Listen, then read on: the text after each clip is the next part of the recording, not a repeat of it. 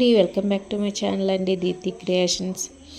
ఈరోజైతే నేను గుత్తి వంకాయ కర్రీ అయితే చేశానండి. చాలా టేస్టీగా వచ్చింది. దానికోసంగా ముందుగా పల్లి అయితే ఫ్రై చేస్తున్నానండి. అంటే ముందు మసాలాలో కన్నా ముందు పల్లీలు అయితే ఫ్రై చేసుకోవాలని ముందు. తర్వాత పట్టా, లవంగ, జీలకర్ర, ధనియాలు, మిరియాలు వేసానండి, ఫ్రై చేశాను. ఇట్లా ఫ్రై చేసి కొంచెం మళ్ళీ లాస్ట్లో నువ్వులు అండి, తెల్ల నువ్వులు అయితే వేసానండి. ఇలా నువ్వులు వేసినాక మళ్ళీ కొద్దిసేపు అనేది ఫ్రై చేయాలండి. నువ్వులు వచ్చి పటపటలాడాలండి. ఇట్లా పటపట అనాలి. చూడండి, ఇలా అయితే చిటపట అనాలి. ఇట్లా పటపట అన్నప్పుడు మనం అయితే మిక్సీ గిన్నెలో తీసుకొని అల్లం తెల్లగడ్డ అండి, అయితే నేను ఫ్రై చేయలేదు. ఈ అల్లం తెల్లగడ్డ మనం వేయించుకున్న వాటిల్లో వేసి మిక్సీ పట్టాలండి. అట్లా మిక్సీ పట్టి ఇట్లా పసుపు, కారం ఆ మిక్సీలోనే అండి అట్లా బాగా మిక్స్ అవుతుందండి. అందుకని ఆ మసాలాలోనే వేసి మళ్ళీ మిక్సీ చేసుకోవాలి. అట్లా మిక్సీ చేసి పక్కన పెట్టుకొని ఇప్పుడైతే చూడండి వంకాయలు అయితే తీసుకున్నానండి. వంకాయలు తీసుకున్నాను కదా, ఎలా కట్ చేయాలనేది చెప్తాను. ఈ లోపల మనం టమోటా, ఎర్రగడ్డ పొయ్యి మీద వాడ్చుకున్నామంటే అట్లా ఫ్రై అయిపోతాయండి. అందుకని మనం టమోటా, ఎర్రగడ్డ పొయ్యి మీద కొంచెం ఉప్పు వేసి మగ్గుతూ ఉంటాయండి. మనం ఈ లోపల అయితే వంకాయలు కట్ చేసుకున్నాము. చూడండి, వంకాయలకి ముందు ఇక్కడ కనిపిస్తుందా, ఇక్కడ ఇది ఉంది కదండి, ఈ బొబ్బర అయితే అంటే కాడైతే తీయకూడదు. అందుకని ఈ బొబ్బర అయితే ఇలా వలుచుకోవాలి. ఇట్లా వలిచి అప్పుడు కాడ మనం సగం అంటే కొంచెం కాడ నుంచి ఒక సగం కాడ ఇట్లా చూడండి, ఇట్లా అయితే కట్ చేయాలండి. ఇట్లా కాడ కట్ చేసినప్పుడు ఇట్లా 4 షేపులు కాకుండా ఒక 5-6 షేపులు వచ్చేటట్టు, అంటే ఒక 5-6 దెబ్బలు వచ్చేటట్టు కట్ చేసుకుంటే ఈ మసాలా అనేది బాగా పడుతుంది. అందులో వంకాయ అనేది బాగా ఉడుకుతుందండి. ఒక్కొక్కరు వంకాయ లావుగానే ఉడికించుకుంటారండి. కాకపోతే నేనేదంటే వంకాయని సన్నగా అనేది చేసుకొని అట్లా ఉడికితే బాగా ఉంటుందండి. అసలు ఎంత సూపర్గా ఉంటుందంటే చాలా అంటే అసలు ఎమ్మి కూడా. చూడండి, ఇలా అయితే చేసేది దెబ్బలో.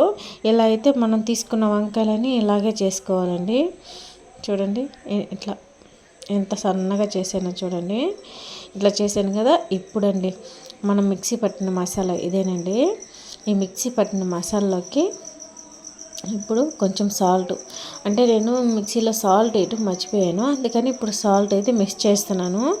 ఈ మసాలాలో సాల్ట్ అయితే ఇలా బాగా మిక్స్ చేయాలండి. సరిపోయినంత సాల్ట్ వేయాలి. మళ్ళీ వంకాయలకు సాల్ట్ పట్టకపోతే బాగుండవండి. అప్పుడు ఇలాగా వంకాయల్లోకి వంకాయలు ఇలా ఓపెన్ చేసి మసాలా అనేది చూడండి ఇట్లా దెబ్బలోకి ఇలా పెట్టుకుంటే చాలా అంటే చాలా బాగుంటాయండి. ఇట్లా ప్రతి ఒక్క వంకాయలోకి ఇలాగే మసాలా అనేది గుర్చుకోవాలండి. మసాలా మళ్ళీ ఇంకొక వంకాయలోకి చూపిస్తే చూడండి, ఇలా తీసి మసాలా ఇలా అనేది ఇలా అంటే కిందకల్లా వెళ్ళిపోవాలి.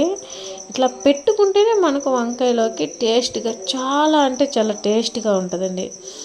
ఇప్పుడు అసలు ఎలా అంటే నేను బౌల్లోకి తీసి కర్రీ మామూలుగా తమ్మేలు చేద్దాం అనుకుని అట్లా బౌల్లో తీసుకుందాం అనుకున్నా అంత టైంగానే ఇవ్వలేదండి మా వాళ్ళు.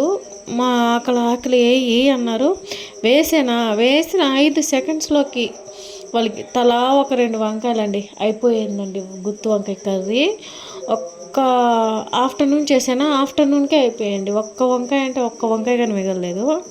ఆ తర్వాత మనం మగ్గ పెట్టుకున్నాం కదండి టమాటో ఆనియన్స్, ఆ టమాటో ఆనియన్స్లోకి వంకాయలు ఎత్తి వేసేయాలండి. వంకాయలు ఎత్తి వేసేసి అంటే ఒక్కొక్కరికి కొంచెం వల్ల కాదండి, వాళ్ళు ఏం చేయాలంటే మసాలా అనేది ఇప్పుడే వేసుకోకూడదు.